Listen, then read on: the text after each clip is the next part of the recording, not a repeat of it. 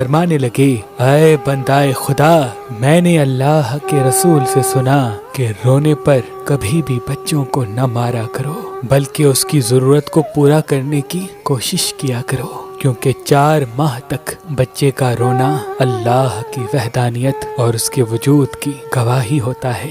یاد رکھنا، جس گھر میں بچوں کے رونے پر بچوں کو مارا جائے، اللہ اس گھر سے خوشیوں کو ختم کر دیتا ہے، اور یوں وہ گھر پریشانیوں اور مفلسی کا شکار بنتا ہے، اس میں ہر کوئی آپس میں لڑتا رہتا ہے۔ اے بندائے خدا، تمہاری زندگی میں مصیبت کی سب سے بڑی وجہ یہ ہے کہ تو اپنے بچوں پہ بار بار غضبناک ہوتا ہے۔